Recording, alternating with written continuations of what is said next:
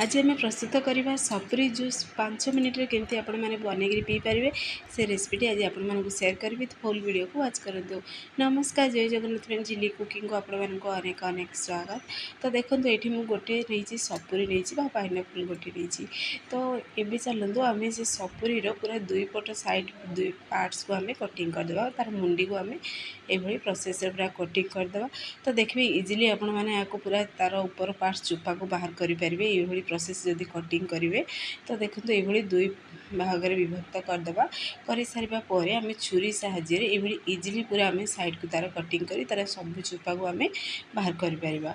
तो ये same process दुईटा दुईटा आम साइज पूरा चुपा को आम बाहर करदे। बाहर कर सारा आम तार चलतु आपको आम कटिंग करवा। तार देखते जो हार्ड पार्ट्स थाए तो ये पार्ट्स को भी आम कटिंग करी पुणी थे आम छोट छोट पीसेस रे कटिंग करदे। तो सेम प्रोसेस ने आम सब सपुरी को छोट छोट पीसेस रे कटिंग करदे। जेहेतु आम आपको मिक्सर ग्राइंडिंग करेंगे तो बड़ पीसेस जब ग्राइंडिंग करेंगे तो ग्राइंडिंग करने समय तो देखिए भल से ग्राइंडिंग हेनी से प्रति ध्यान देवे छोट छोट पीसेस रे ही कटिंग करेंगे। पुणी चलतु से जी आपण मैंने मीठा खाया पसंद करती से अनुसार से चीनी एड करदे। पुणी से आम दबा ठंडा पानी एड कर मिक्सर आम ग्राइंडिंग करदे।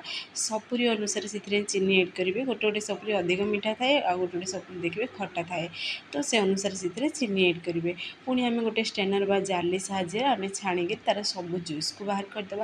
देखो पूरा 5 मिनिट प्रस्तुत हो सारा। एवं आम ग्लास पूरा ऊपर पार्ट्स आम लेंबू टी ग्रीस करदे। ये ग्रीस करने द्वारा देखिए लुण लंका जो आम तापर कोटिंग दबा से देखिए लुण लंकार कोटिंग बहुत बढ़िया पूरा से गोलाकार आकार लगे। यहाँ पूरा पूरी ऑप्शनल अच्छी किंतु देखिए सपुरी पीवा समय पार्टी जब लुण लंका लगे ना बहुत टेस्टी लगे। आपण मैंने आ बदल से एड करेंगे सपुरी ही एड करेंगे जूस रे बीट लुण भी एड करेंगे। तो ये चलतु से एड करदे सपुरी जूस को देखूँ केते बढ़िया पूरा आम जूस बनिक पूरा रेडी हो सारी फटाफट पूरा बनिक रेडी हो सारी। तो जब भी देखिए जूस पीवा को इच्छा हो घर जब सपुरी अच्छी पिला निश्चय घर आगे बनई दिंतु। तो ये आम से अल्प टिके छोट पूरा सपुरी गोटे छोट पीस ये दबा पूरा पूरी ऑप्शनल अच्छी सुंदर जमी देखा से मुझे एड कर। तो आपण मैंने घरे आपको निश्चय ट्राए करूँ। जदि वीडियोटी पसंद आसो ताहले सांग मानक शेयर करूँ लाइक करूँ।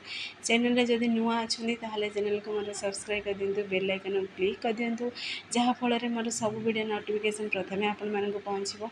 मुझे इजी इजी वीडियो नहीं आसबि आपण मैंने देखिए घर निश्चय ट्राए करूँ। फेसबुक पेज देखुं ताहले फेसबुक पेज मोर फॉलो करूँ। से पर्यंत रोचे पुणी को रेसिपी नहीं आसबि। नमस्कार, जय जगन्नाथ।